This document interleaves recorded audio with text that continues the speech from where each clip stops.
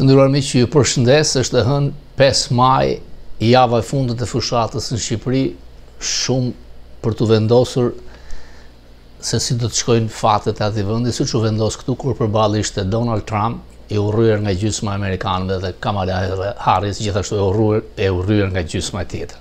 Sot do doja të ndaloje mbas analizës që është bërë 100 ditëve të para presidentit Trump, duket se shumica amerikanëve nuk besojnë tek qasja e tij ekonomike, por pollet dihet që këtu nuk kanë qenë të besueshme gjatë fushatës elektorale, të gjithë ishin kundër atij, pra Trump ka drejt kur thotë që pollet janë fake. Një problem ka midis Amerikës dhe Meksikës.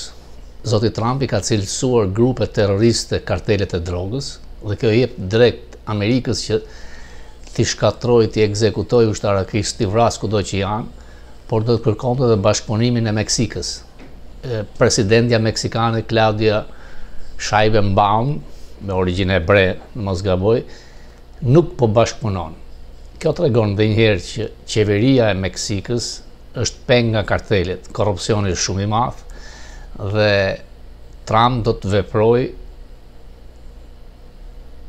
nga ana e tij, edhe pse Meksika nuk do të bashkëpunojë. Ka ardhur koha që Meksik dikush duhet ta updatoj presidenten, të jetë më e zgjuar, të kuptojë realitetin, sepse vetëm 3 javë tarifa nga zoti Trump, ajo është out. Në Shqipëri vazhdojnë bisedat, flasin shumë për lobingjet, nuk shikojmë në ndikim. Rama ka pasur lobist dikur, por nuk ka fituar për tyre, janë shqiptarët ata që vendosin.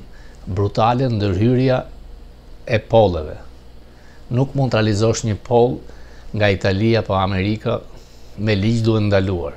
Duhet krijuar një institucion shqiptar, ashtu si nuk kemi institucionin e debatit, në mbi të gjitha duhet shkatrore ai ligj zgjedhor, sepse le të marrin partitë e vogla, të cilat mund të marrin rreth 200-300.000 vota të gjitha bashk dhe nuk hyn dot në parlament.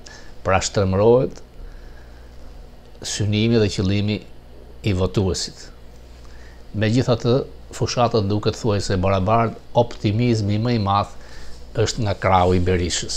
Në qoftë se do të kishin qenë më të zgjuar, fitoria do të ishte më e madhe. Por ata që vendosin janë shqiptarët.